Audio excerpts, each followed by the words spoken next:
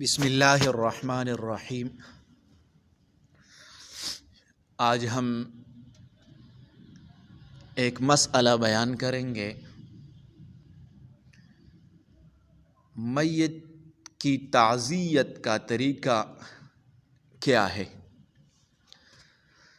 میت کی تعزیت کا طریقہ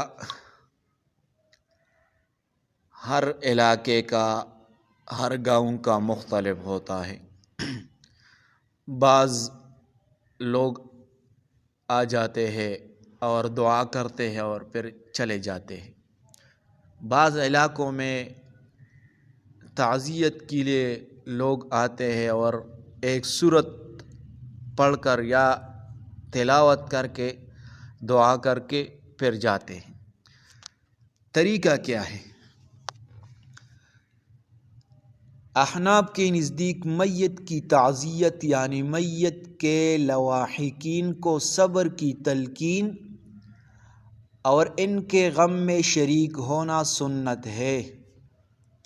اس کا مقصد یہ ہے کہ اہل میت کو تسلی دی جائے اور انہیں آخرت کی یاد دلائی جائے۔ تعزیت کا طریقہ کیا ہے؟ نمبر 1، تعزیت میت کے اہل خانہ یعنی قریبی رشتہ داروں سے کی جاتی ہے۔ نمبر 2، بہتر یہ ہے کہ دفن کے بعد کی جائے مگر دفن سے پہلے بھی درست ہے۔ نمبر 3، تعزیت ایک مرتبہ کافی ہے، بار بار تعزیت کرنا مکروہ ہے۔ نمبر 4، تعزیت کے وقت اہل میت کے سامنے بیٹھ کر رنج و غم بانٹنا اور صبر کی نصیحت کرنا چاہیے۔ نمبر 5، اونچی آواز سے رونے یا غیر شرعی جملے کہنا جیسے ہائے میرا سہارا گیا وغیرہ وغیرہ جائز نہیں ہے۔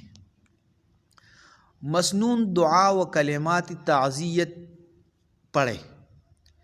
احناف کے نزدیک تعزیت کے وقت یہ دعا پڑھنا افضل ہے۔